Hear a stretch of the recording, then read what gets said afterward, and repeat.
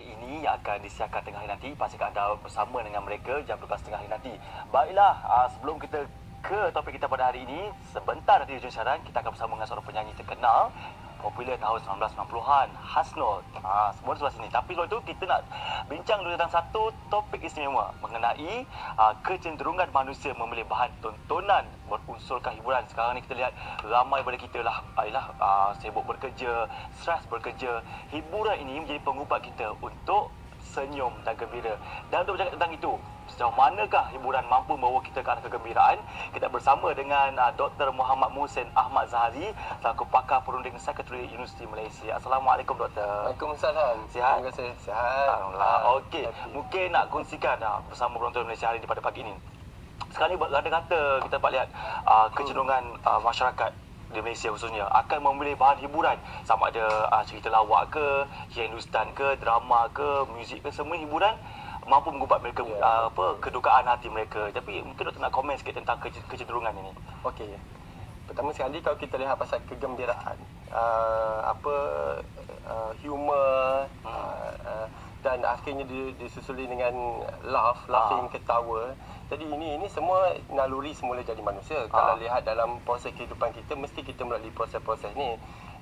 Kalau manusia tu, kalau dipanggil manusia, mesti ada sedih, mesti ada gembira, marah dan sebagainya kan. Jadi ini satu pada proses. Dan kalau dilihat, itu keunikan manusia lah. Maknanya bahagian dalam otak kita telah disetkan supaya kita, kalau boleh kita nak yang seronok, yang gembira sahaja. Tetapi walau bagaimanapun, kalau dilihat keseronokan yang kita hadapi itu ataupun kita lalui itu kadang-kadang banyak cabaran sebab dalam kehidupan sekarang ni lihat banyak masalah, banyak tekanan dan sebagainya. Jadi bila kita menonton siri komedi yang cara terus dapat memberi layanan perasaan gembira tu, dia secara tidak langsung akan melahirkan menghilangkan rasa tekanan itu sendiri. Sebab kalau dilihat pun proses kita ketawa dan sebagainya, ada proses biologinya lah. Kalau nak dicerita apa yang berlaku dalam otak, ada dopamin, ada endorfin dan sebagainya. Benda ni kalau kita ketawa dia banyak. Bila banyak, dia kita merasa tenang dan dia mungkin ada, kalau kita ketawa secukupnya lah, bukan berlebihan kan, membadai sebagai satu hiburan pada masa itu. Dia mungkin boleh ada efek dalam 2-3 jam, kita rasa feel good untuk the next 3-4 hours, 3-4 jam tu kita rasa baik dan sebagainya. Kalau kita jadi itu saya rasa peranan kenapa kalau dilihat makin ramai orang tertarik dengan komedi dan sikit sebanyak mentafsirkan mungkin dalam masyarakat kita tu, itulah dah ada unsur tekanan dalam masyarakat ini. Jadi itu cara-cara langsung untuk mengatasinya. Saya nak tanya Doktor nanti sejauh mana kita limit kita dalam segi hiburan tu kita perlukan dalam badan kita. Tapi sebelum tu kita nak tanya dulu mereka-mereka yang bekerja untuk menghiburkan orang. Bersama dengan Nadia dan Saiful, boleh perkenalkan teman anda. Kita bekerja untuk hiburkan orang kan? Susah betul kita nak bertahan, tak nak ketawa duduk di sini bersama dengan orang yang membuatkan orang ketawa. Akhirnya boleh bersuara. Okey, kita bersama dengan Amar dan juga Isay. Titan merupakan peserta Bintang Mencari Bintang musim pertama. Saya. Dan sekarang tak payah nak mencari lagi bintang, memang dah jadi bintang. Bisa takut malak je bintang orang. Tapi masih bersinar lah. Masih bersinar. Dan yang terbaru dengan penglibatannya dalam episod sekarang Bintang Mencari Bintang menjadi host komik kan? Ya, saya. Dan kita nak tanya sedikit ni tentang isu menghiburkan orang. Orang kata jokes for money ataupun membuat orang ketawa untuk Dapatkan duit. mendapat imbuhan lah. Jadi apa pandangan anda tentang itu? Dia sebenarnya bila kita nak hiburkan masyarakat ni, pertama sekali komedian perlu research, memang perlu sebab kita nak cari isu yang dekat dengan masyarakat. Kalau kita cari isu angkasawan marih, orang kampung apa ni planet marih, kita tak tahu. So kita nampak je kita ni di depan TV orang gelak, tapi sebenarnya kita perlu study juga. Research tu penting. Kena cerdik. Kita lawak kosong lah. Sebab sekarang ni, era sekarang ni penonton kita pun semakin bijak. Penonton memerlukan info-info yang bijak. So kita kena lebih bijak. Betul. Kalau kita macam crack orang, jangan marah. Nak menghilangkan stres orang tu perlu ada teknik dan cara dia. Tapi bercakap mengenai menghilangkan stres orang ni, biasanya kita cuba untuk menghilangkan stres orang, ada tak kadang-kadang terbawa-bawa stres tu dalam diri sendiri?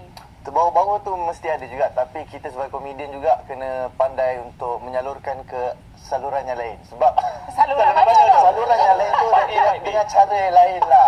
Maksudnya stres tu, kalau kita gunakan stres tu sebagai satu bentuk untuk kita ubah pada komedi, dia akan secara tak langsung mengkomedikan suasana. Pandangan doktor mungkin komen sikit doktor. Itu memang menarik tu. Itu statement kita ada cara. psikologi dia panggil defense mechanism. Itu Jadi kemarahan apa kita keluarkan, kita boleh marah balik, kita boleh berjawab, bertengkar dan sebagainya. Tapi cara yang paling baik sebenarnya humorous. Maknanya kita keluarkan dalam suasana yang lucu dan sebagainya.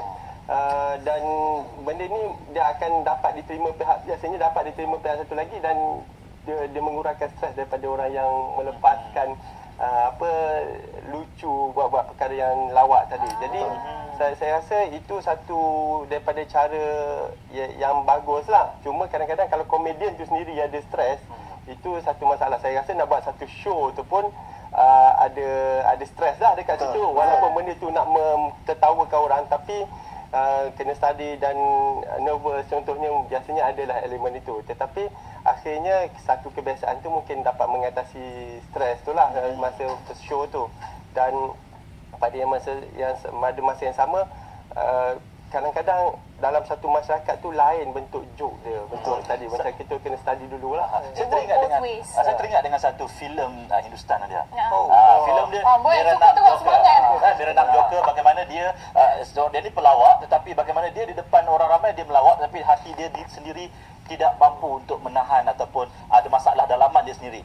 Adakah bagaimana anda berdepan dengan masalah? Itu sebenarnya professionalism kita sendiri macam mana. Betul. Kita bersikap profesional. Masalah di luar, kita letak di luar. Sebab tu kebanyakan kami komedian, sekiranya ada masalah di rumah atau masalah diri sendiri, okey, bila turun je kaki nak pergi kerja untuk buat orang ketawa, orang gelak, okey, masalah aku tolong aku simpan dalam loker, balik aku akan buka balik. Itu realiti.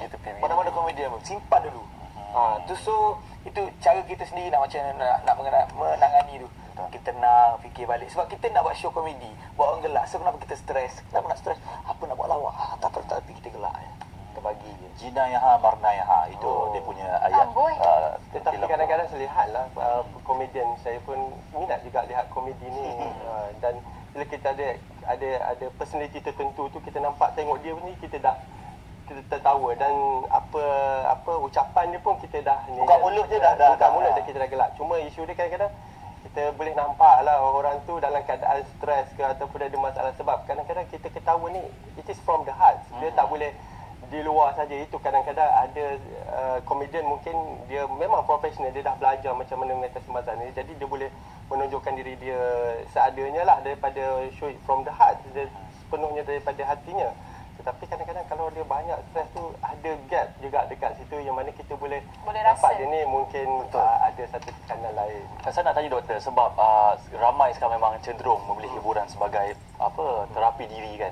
Jadi kalau dari segi perubatannya, dari segi psikologinya, adakah ini boleh dikatakan sebagai betul, cara yang betul untuk kita mengatasi tekanan? Okey, pertama kalau bila disebut pasal tekanan, masalah, ada problem, istilah yang paling kita kena pakai problem solving, kena selesaikan masalah. Dan kadang-kadang yang paling tak baik, macam kadang kita denial, kita menafikan masalah tu, ataupun kita put aside, letak sebelah masalah tu, mana kita tak menangani masalah tu secara sepatutnya. Tetapi dalam jangka masa pendek, biasanya kalau kita dah tertekan, stres yang amat sangat, jadi saya rasa komedi, joke semua ni akan membantu mengurangkan tekanan. Di mana contohnya kalau kita biarkan tekanan tu berlarutan, senang problem solving tadi mungkin ambil masa yang panjang. Kalau kita biarkan tekanan darah kita boleh tinggi, jadi pening dan sebagainya kan, jadi masalah simptom tu. Jadi nak di-stress balik, nak hilangkan tekanan tu dengan untuk jangka masa pendek, saya rasa humorous tadi tapi kira bila cakap tentang jangka masa pendek tu, kita ketawa dan berhibur ketika saat itu saja. Lepas tu kita kembali normal. Adakah tu masalah pada kita kemudian? Itu kadang-kadang itu saya kata tadi, macam dia boleh, kalau kita hati macam happy pada pagi lepas tengok satu komedi contohnya, mungkin dia 2-3-4 jam dia rasa okey lah. Lepas tu kita realistik balik, masalah kita tak ada, mungkin kita back to balik kepada sebelumnya. Jadi itu Perasaan saya asal. rasa jangka masa pendek ni. Sebenarnya kalau tengok jangka masa panjang, kegembiraan dalam hidup kita, kita kena lihat konteks yang lebih besar lagi. Contohnya budaya masyarakat tu ni. Contohnya dalam, kalau kita pagi tadi kita jam, kita masuk jalan orang, kita angkat tangan, orang tu angkat tangan, kita senyum, kita akan pergi ke pejabat tu pun akan happy juga. Ataupun daripada rumah tadi kita ada orang cakapkan good luck for going to work today, selamat maju jaya hari ni. Kita seronok Kita juga. rasa seronok juga. Jadi itu yang saya lihat daripada budaya masyarakat, dan dia bagi long term lah, jangka masa panjang tu. Jadi dua-dua penting sebenarnya. Pasal nak tanya kalian berdua, sebab saya pasti penonton pun nak tahu. Kalian bertugas untuk menghiburkan penonton kan, dan ini macam makan diri balik kan, sebab stres nak menghiburkan penonton. Apa cara kalian berhibur sebenarnya? Weh, cara saya berhibur. Untuk menghiburkan diri. Macam mana? Untuk menghiburkan diri. Salah. Menghiburkan diri.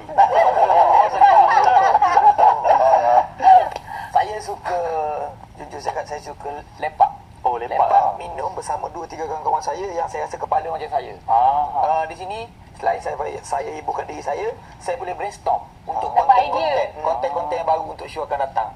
Mungkin kawan saya ni ada, yang ni engineer, yang ni merempat, tak ada buat apa. Dia lain engineer dengan ni apa, Pengalaman merempat. hidup dia lain. So, saya sampai boleh gelak-gelak dengan cerita dia, saya kutip. Okey, ni aku boleh buat untuk aku punya konten. Kau campur dengan saya punya. Okey, aku seronok. Dia berhibur. Itu cara mereka Cara saya pula saya ada dua cara. Salah satunya makan macam dia juga. Lagi satu maybe dengan aktiviti bersukan. Bila kita bersukan dengan orang yang tak pandai bersukan ni, dia punya seronok tu lain macam. Seronok tengok dia orang tak pandai kan? Sama-sama seronok tak tengok sebab tanya tu contoh Itu macam ketawa orang lain tu. Itu sebenarnya sama juga dalam apa yang konteks yang kita lihat. Kita melihat sesuatu yang boleh membuatkan kita ketawa. Betul. Jadi bukan saja orang yang membuat orang lain ketawa tu tak perlu Berhibur, tak perlu menghiburkan diri. hiburan juga kan. Jadi ini cara anda lah. Ini cara saya sebab saya rasa gelak ni ada terapi dia yang membawa kelebihan masing-masing. Dia ada kelebihan dari sudut Dia sosial, merangsang dalam, mental dengan fizikal. Sebab kalau kita lihat fenomena betul luar negara, contoh mereka memulakan hari mereka di TV dengan menghiburkan penonton dengan show yang menari-menari, talk show yang gembira-gembira. Jadi Ini lepas ni kita kena menari ke?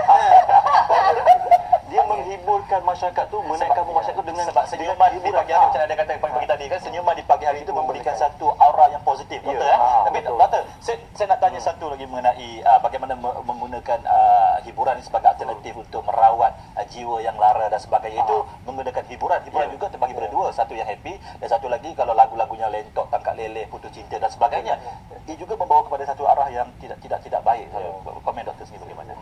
Saya rasa yang paling penting hiburan cara sihat dan secukupnya. Sebab kalau kita didik diri kita untuk mengatasi masalah yang saya cakap tadi ataupun dalam keadaan stres, menggunakan short term measure, jangka masa pendek, di mana hiburan atau komedi secara direct sahaja, di mana kita mengabaikan masalah itu, sebenarnya dia akan menimbulkan masalah yang memudaratkan lagi dan memakan masa panjang. Jadi untuk bila kita ketawa ni sebenarnya dia menjelaskan lagi, clearkan our mind. Itu bagus. Dan macam pagi tadi contohnya kita start hari itu dengan suasana, pergi ke office dengan senyum dan sebagainya. Jadi dia akan insya-Allah dia bagi impact untuk sepanjang hari itu sendiri. Betul. Dan memainkan lagu-lagu yang ceria juga suatu yang penting dalam kereta. Tak lagu apa? Tak lagu apa? Happy. Tak, ketawalah lagi. Saya nak tanya doktor berbalik semula. Dikatakan di sini ketawa sebagai terapi kan. Tetapi ada juga saya pasti ramai keliru bahawa dia betul kalau kata ketawa itu terapi, kadang-kadang kita senyum tidak bermakna jiwa kita seronok. Mungkin doktor boleh komen sikit. Itu senyum sinis. Tapi memang betul. Sebenarnya macam ni, macam kita bermula dengan senyuman, kemudian kita ketawa dan hati kita mungkin gembira kan.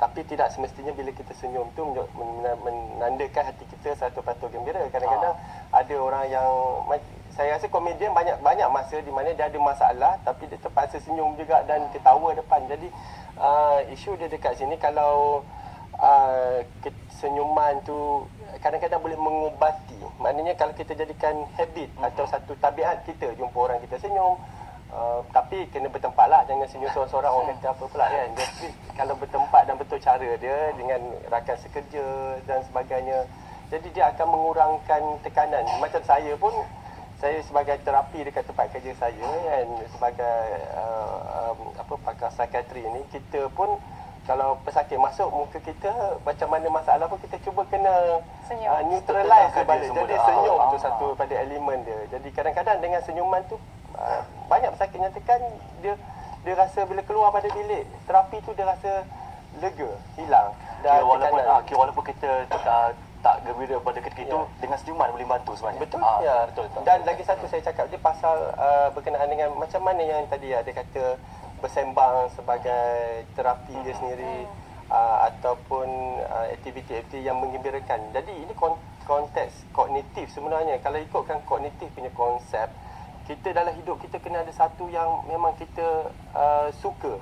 Macam tadi cakap pasal dekat apa tadi, bersembang, macam setengah orang pergi shopping. Dan setengah mungkin terapi. Dan saya suka driving, contoh dia kan. Jadi driving, travelling itu lebih mengurangkan macam kita boleh lupakan sikit masalah tu. Jadi seseorang tu kena ada hobi dia sendiri. Sebab bila ada hobi tu dia akan istilah pleasurable, maknanya dia rasa hati gembira dan sebagainya. Dan ini rangsangan untuk long term, jangka masa lebih panjang. Jadi terapi tu memang tak dinafikan satu ketawa. That's why sekarang ni dah banyak sebut berkenaan dengan laughter terapi ni. Jadi dalam konteks masyarakat yang semakin tertekan dalam very demanding, yang banyak kehendak dalam hidup ni. Jadi pada masa tertentu mungkin elemen komedi itu memainkan peranan amat penting. Teringat dia dulu. Tak, saya nak tanya apa pandangan anda tentang peningkatan permintaan dari segi program-program yang berunsurkan hiburan yang membuat komedi, membuatkan orang ketawa ini. Yalah, of course bagus untuk dari segi poket lah, lebih hebat lah. Tapi pandangan anda tentang permintaan yang semakin meningkat ini? Ketawalah lagi. Okey. Kalau saya nampak semakin hari penonton kita dididik dengan lawak-lawak yang bijak, yang berunsur positif. Dan pendidiknya selain daripada bapak-bapak kat rumah, selain daripada cikgu-cikgu kat universiti ke kat sekolah ke, adalah komedian. Komedian membentangkan isu-isu yang orang betul lah juga. Secara tak langsung masuk. Lagi senang nak mendidik dengan menggunakan teknik komedi. Betul. Saya pula bagi saya bila adanya permintaan tinggi mengenai cerita-cerita komedi, maksudnya saya setuju dengan dia cakap. Kita tunggu dia jawab. Ya, kalau mula nampak komedi tu. Dan kalau kita tengok doktor, ini antara orang kata petua-petua untuk nak nak hidup lama dan sebagainya, dengan senyuman. Petua dan juga selalu awet muda betul lah. Kena selalu Bukan senyum awet sebab kalau kita senyum itu dia akan menggerakkan ratusan otot di muka berbanding kalau kita masam. Jadi itulah bila senyum ataupun hati lebih gembira dan satu masa tertentu tu kita punya macam bahan kimia dalam badan tu meningkat juga. Selain daripada itu, otot-otot muka kita dan sebagainya. Dan bukan muka je, kadang-kadang kita tanpa sedar kita akan gerak tangan dan sebagainya. Jadi ini membentuk exercise. Ada yang laughter exercise pun boleh senyum tak berhenti lah. Itu. Tetapi kadang-kadang kita ketawa terbahak-bahak sangat lama sangat pun, kalau ada orang yang sakit jantung pun boleh juga. Jadi berpada-pada jugalah dalam konteks kita bila kita melihat komedi dan sebagainya. Yang paling penting dekat sini, saya rasa kalau kita ada satu tekanan pada masa tertentu tu, komedi tu amat membantulah. Jadi tapi dalam jangka masa panjang kita kena lihat juga masalah apa yang kita hadapi tu. Jangan kita sekadar macam kita berseronok melalui komedi itu tanpa menghiraukan apa yang mungkin ada unsur lari daripada kenyataan, stres dan sebagainya. Kira ada had lah dalam kita nak memerlukan hiburan ni. Sebenarnya kita nak seronok bukan perlukan hiburan semata, banyak cara lain lagi sebenarnya. Betul. Dan hiburan juga boleh dijadikan sebagai orang kata garis panduan, bukan garis panduan lah, macam sensor lah. Kalau kita tengok orang tu, orang lain ketawa, dia seorang je tak ketawa. Ni something wrong ni, something wrong ni. Kena belajar ketawa lah. Something wrong. Kalau dia tak ketawa ni, tak boleh. jadi ketawalah lagi. Tapi orang macam tu sebenarnya dia set of humor dia lain tau. Ada kawan saya ni kadang-kadang bila orang benda tu dah gelak, kisahkan dia macam tak lawak pun, tapi benda tak lawak dia gelak pula. Tak faham dia. Dia lakukan pick up. Kena. Bukan nak pick up, dia lain. Pick up lain. Kadang-kadang dia nampak kertas bergerak, lepas tu dia gelak. Kau faham kertas tu bergerak?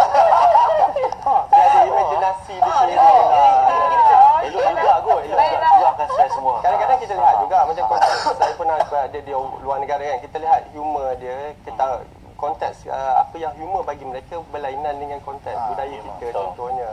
Sebab juga tadi, okey, nak ucap terima kasih kepada semua tetamu kita yang ni mampu membuatkan anda di rumah ketawa mungkin.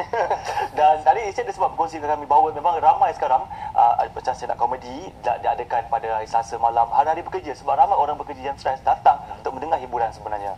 Baiklah, kita ucapkan terima kasih kepada Dr. Muhammad Mohsin dan juga tetamu kita pada hari ini, Ahmad dan juga Isay, berkongsi pelbagai informasi tentang ketawa sebagai terapi, perlu hiburan dalam diri kita semua. Semoga mendapat manfaat lah daripada apa yang kita bincangkan ini. Dan kita nak berehat.